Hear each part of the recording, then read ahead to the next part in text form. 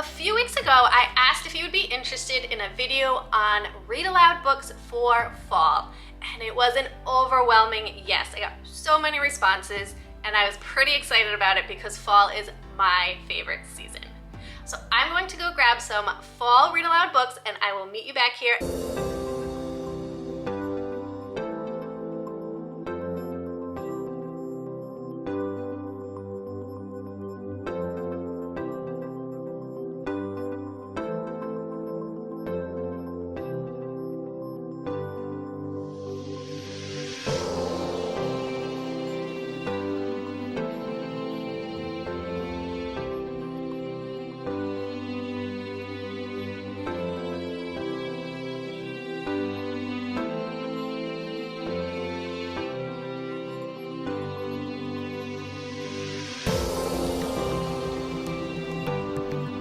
Okay, I have my books, and I tried to pick some that weren't just about fall, but could be used in different ways as well.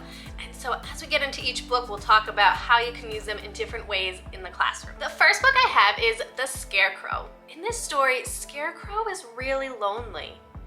Everyone is afraid of him, and they all stay far away. So he has no one around to be friends with. Then one day, a baby crow falls out of a tree, and Scarecrow does something very unexpected. He picks up this crow and starts to take care of it, and the two of them become the best of friends. This is a story of unlikely friendship and the joy of helping others, and that can be a great discussion in your classroom about friendship and how helping others can help connect us with people. And this book is full of beautiful illustrations and rhyming text, which is another thing that you can touch upon when using this book in your classroom, is all of the different rhymes inside of this book, The Scarecrow.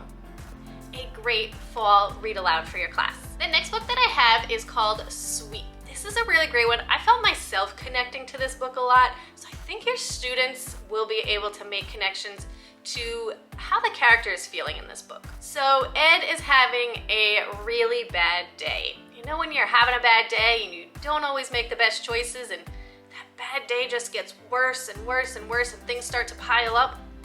That's what's happening in this story. Ed starts sweeping, and he just starts sweeping everything in his path. He starts off with the leaves, but all of a sudden he's sweeping bicycles and buses and people into this giant pile. And he ends up with this pile that's as big as the buildings in the city. So how does he fix his bad mood and this giant pile that he's created? This is a great book for symbolism and how the character's actions build up until his problem gets out of control. And as I mentioned before, we can all connect to this in days that we are in bad moods and how our choices can affect that and whether it can make it better or worse. And the choices that we have in that moment. And his pile of leaves symbolizes all of that stuff that's pent up inside of us. So I think your students will make great connections to what's going on in this book, and it will help them going into the future and what they'll do on those days that they are in a bad mood. You can always pull out this book and remind them about that. Next, we have Yellow Time. And this is a joyful ode to the magical time when leaves are changing color and animals are preparing for winter. It celebrates the coming of autumn and the beauty that's around us during this season. And this one would also be great to connect with science concepts about the changing of the seasons and what happens when fall rolls around. Another great read aloud for the fall. The very last leaf is a sweet book that I think especially younger children will enjoy. In this story, there's a young leaf who knows everything there is to know about being a leaf. Lance knows all about photosynthesis and wind resistance, and he's really proud of what a great student he is. Then comes the final test, where he must leap off the tree and fall to the ground. This brave leaf doesn't know if he can do it. He starts to make up excuses, and he lets all of his other classmates go first, and he's really nervous about it. But with the encouragement of his teacher and the help of his friends, he finally makes that fall. A fun book about being brave and taking chances, especially when you feel nervous about it. The very last leaf, a wonderful read aloud for fall. The next book that I have is called Full of Fall. In this one, you'll discover the magic and the science behind fall leaves. It really explores the transformation that leaves go through throughout the season of fall. And it takes readers through that process of how they start out as green and then they change colors to orange, red, and yellow, and eventually to when the trees shed their leaves and then those leaves start to crinkle up as winter approaches. This book is full of stunning photos, content vocabulary, and poetic words that will help students understand what goes on when leaves change color and fall off the trees during the season of fall.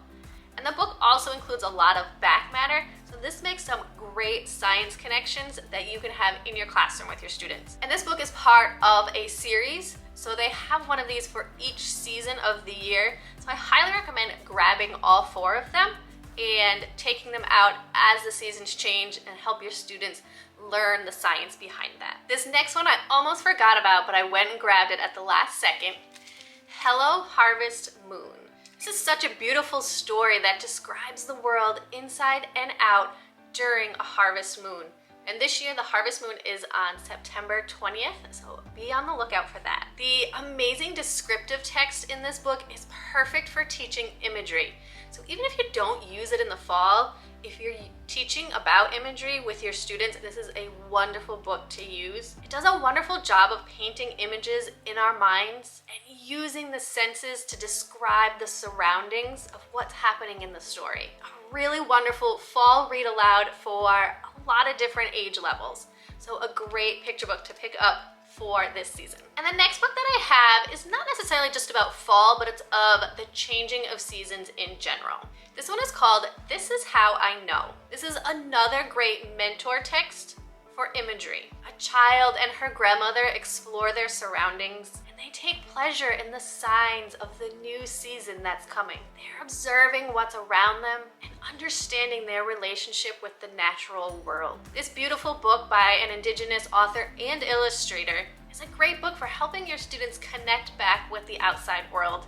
We spend so much time indoors lately that this is a beautiful book that will inspire them to go outside and see what's around them, especially during the beautiful season of fall. So I actually had another book that I wanted to share with you for fall, but it actually fits with next week's video a little bit better. So I'm gonna save it for next week when we talk about books that you can read aloud for the month of October.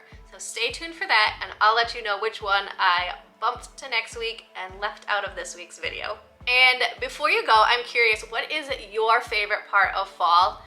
Leave a comment down below letting us know what you love most about the season of fall.